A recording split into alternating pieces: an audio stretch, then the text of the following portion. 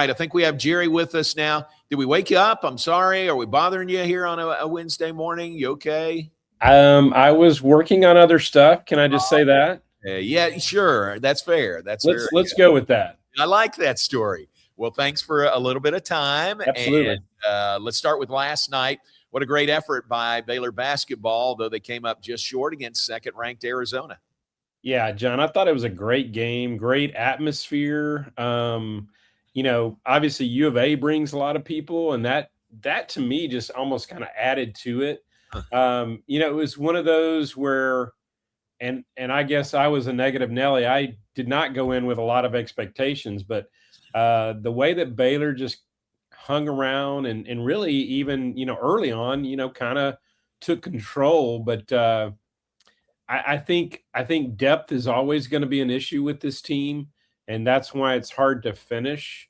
But to me, I was very encouraged by that game in the sense that I feel like if you play like that, if you get that kind of effort and just production, I think you can play with just about anybody. That was the number 2 team in the country. Exactly. Yeah. Playing great and on a roll. So do you feel like Baylor got worn down a little bit in the second half? I think it was a little bit of that. And then, like I said, Arizona is just really good. And I think they kind of locked in that second half. I'm trying to remember, John, how many points they scored. 34. Second half. 53. Yeah, 53 points in that second half. And they just, that's what it came down to there at the end was Baylor just could not get a defensive stop. It was one of those, I think, I can't remember if Zach Smith gave me this note or who, but it was like a 13 and a half minute stretch where it literally was a one possession game, for that whole time. Wow. So I think that was the deal there at the end. And maybe they did get worn down, but I think it was just you could not come up with a defensive stop. Arizona hit how many? And then, a couple of big offensive rebounds, particularly off of free throws. You can't have those. So I think that was the difference down the stretch is, Arizona, again, little larger roster, more rotation. And I think that was the difference there at the end. Yeah. Well, great effort. And the men go to UCF to play this Saturday. How about the women? Couple of big wins back-to-back over Arizona on Saturday and turn around and beat K-State on Monday. And still a chance at a Big 12 championship with one game to play. Yeah, it's not exactly how you would draw it up because you'd like to be playing for an outright, on Sunday. But I think the fact that you still, have it in your hand to get at least a share of a conference championship. Maybe you get, I don't expect, Cincinnati to beat TCU, but, it could happen. But at the very least on Sunday, you're playing for a share of a conference championship. And certainly at the beginning of the season, that's what you wanted. And, it comes down to, great scheduling by the Big 12 for it to come down to this, very last game and to decide, who wins it all. So, I do think, John, that Monday game was big because, it was a quick turnaround. And I thought they had played well against Arizona, but I thought they played really well Monday against K-State and kind of showed what they're capable of. And I think that's got to give them some confidence going in to that Sunday game. And again, they get some rest, this late in the season to have a few extra days. I know Nikki said she was going to give them a couple of days off. So I think that's big, to have that kind of rest and then, hopefully come out and play really well Sunday. They played well on the road at times. So it's going to be interesting. I think they'll come out and play really well. I do too. TCU's kind of had their number lately. Right. I think they've won 4 straight. Going back to this same game last year. Remember they played on the last day of the regular season, winners, Big 12 champs. Yeah. TCU won it in Waco. So maybe Baylor can turn the tables up in Fort Worth on Sunday. Well, and ZBR, who Zach – he told me that his equestrian team is the only team to beat TCU this year.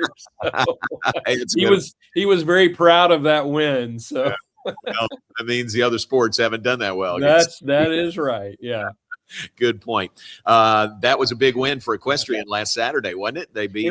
It really was, John. Senior day and just they really needed something like that to at least give themselves a chance here late and.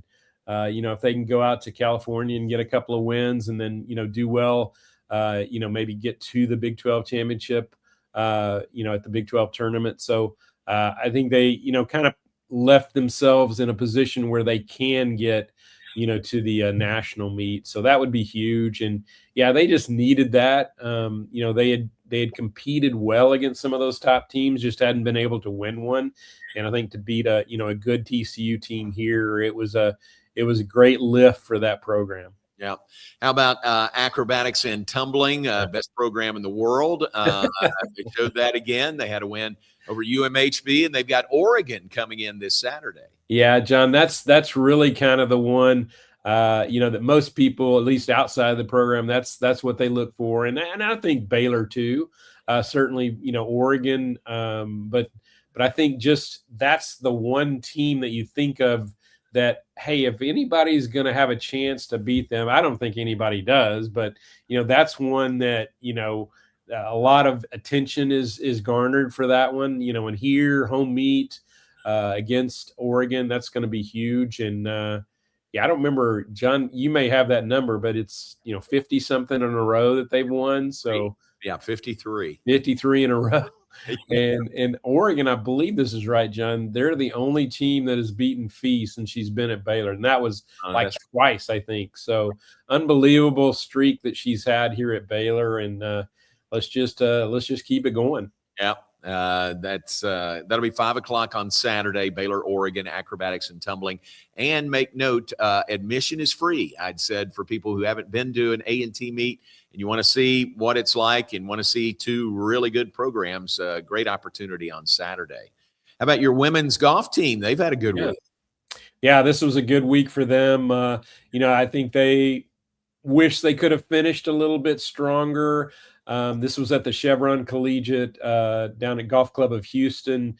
The women finished third overall. That was a field that had I believe it was 5 top 20 teams, and there were 17 teams in the field, and every one of them were ranked in the top 100. So you got some really good, significant wins there. I think Arkansas was number 6 going in, and they beat them. So a really good finish for them. And Milena Castro, she had a great finish. She shot 5 under, bogey free, 5 under 67 on the final round, and she finished career best, tied for second. So great tournament for her. And I know Jay said when they get it all together, when everybody's playing really well, this team, I think the way he phrased it was, we should be lapping people, oh, wow. To kind of add the track term there in. But he sees this as a really, really good team. And I think he's right. I mean, and I think he's kind of locked in on his 5 now. They turn right around and play in Vegas Monday and Tuesday. So I think he said he was going to probably take this same 5 there. But yeah, they turn right around and play Monday and Tuesday at the UNLV Invitational. Nice.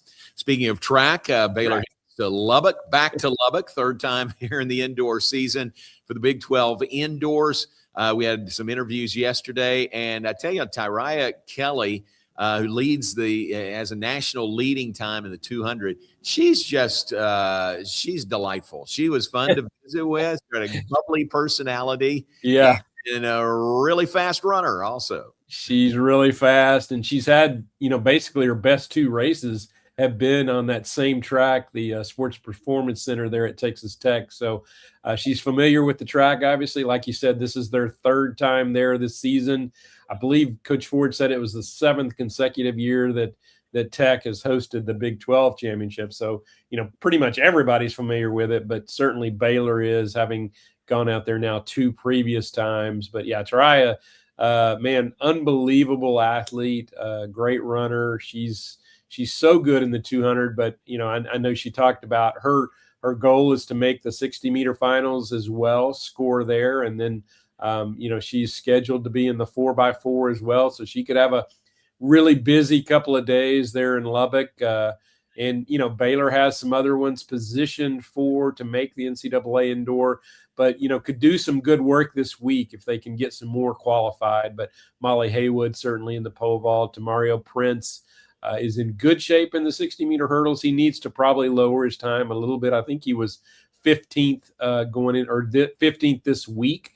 So top 16 go to NCAA indoor. So he probably maybe needs to lower his time a little bit. And I know the men's 4x4 would like to get in there as well. They've got to lower their time, but hopefully some great performances this week, John. And Janae DeGans is another one. She's in the long jump. I know Coach Ford said she has a good chance to win a conference title.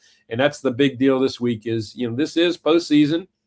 Big 12 championships this week, and then 2 weeks after that, the NCAA indoors will be in Fayetteville, Arkansas. So get serious right now. Yeah, very much so.